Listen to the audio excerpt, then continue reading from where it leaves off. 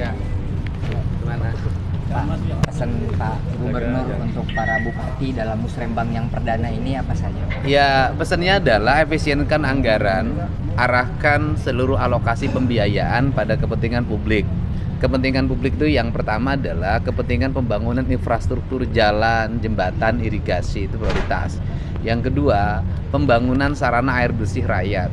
Yang ketiga, pembangunan sarana dan prasarana pendidikan, ruang kelas yang memadai, kelasnya bertoilet, kemudian ruang pendidikan yang memadai, lingkungan pendidikan yang memadai, kemudian sistem di lingkungan sekolah, sistem di lingkungan rumah, sistem di jalan raya, itu harus tertata dengan baik.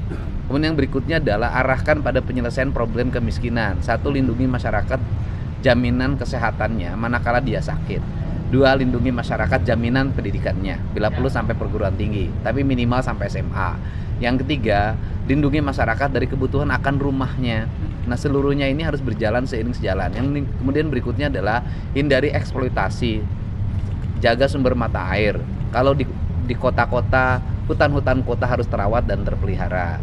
Kalau di desa, maka gunung-gunung harus terawat terpelihara. Daerah aliran sungai harus terawat dan terpelihara. Karena itu adalah bagian strategik untuk membangun kemajuan, keberhasilan, dan kesejahteraan. Pak, tadi saya nyimak pidato Bapak juga konsen terhadap program KB, bahkan sampai menyinggung Kepala BKKBN zaman Pak Soeharto pada saat itu. Loh iya, itu bagaimana Pak ke depannya? Gimana gini? Kalau penduduk pada sebuah tempat tidak terkendali dengan baik, nanti mau tinggal di mana? Tanah semakin sempit, kepemilikan hak atas tanah semakin berkurang. Ruang pembangunan masih ke samping hari ini, rumah-rumah masih berjejer ke samping, belum ke vertikal. Itu kan perlu waktu. Kemudian yang berikutnya adalah ruang kelasnya mau di mana sekolahnya. Ruang bermainnya mau di mana? Anak itu kan harus ada jaminan satu ruang bermain. Kemudian ruang pendidikan, ruang relaksasi, kemudian harus dibangun dengan baik. Jumlah penduduk yang terlalu banyak, wilayah semakin menyempit, akan membuat depresi anak-anak. Nanti solusinya berarti seperti apa? Ber-KB. Vasektomi itu berapa? Pilihan KB itu banyak, baik pilihan laki-laki maupun perempuan, asal punya niat yang baik, gitu loh. Jangan sampai ketika diajak ber-KB nolak-nolak KB. Nanti giliran melahirkan nyari gubernur lagi karena nggak bisa ditebus di rumah sakit. Giliran sakit nyari gubernur lagi, nyari bupati lagi karena sakit nggak bisa terbayar.